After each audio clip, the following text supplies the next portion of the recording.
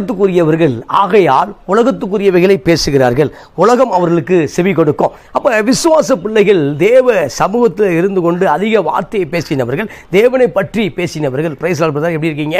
அப்படி எப்போதும் பேச போகுது தேவனை பற்றி பேசினவர்கள்.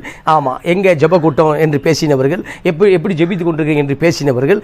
ஸ்தோத்திரம், அந்தந்த புத்தகத்தில் சந்தேகத்தை கேட்டுக்கொண்டிருந்தவர்கள். இதெல்லாம் மறந்து கொண்டு இப்பொழுது பார்க்கும் பொழுது ஸ்தோத்திரம், அங்க என்ன அப்படி தேவையற்ற கதை, ஆமா வீணான கதை, அதை நான் பேச விரும்பல.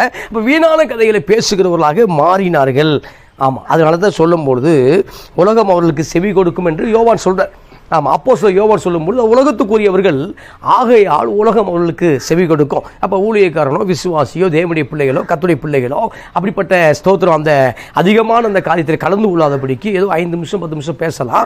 அப்போ அதுவே 2 மணி நேரம் 3 மணி நேரம் பேசாதபடிக்கு அவர்கள் ஸ்தோத்திரம் பிரிந்து போக வேண்டும் என்று தேவன் விரும்புகிறார். ஆமென் சொல்லுங்களேன். அப்போ அதிலே சொல்லும்பொழுது 1 யோவான் புத்தகம் 4:6 சொல்லும்பொழுது நாங்கள் தேவனால் உண்டானவர்கள். அப்போ எங்கள் ஐடி என்ன அப்படின்னா, நாங்கள் யார் தெரியுமா அப்படின்னா, நாங்கள் தேவனால் உண்டானவர்கள்.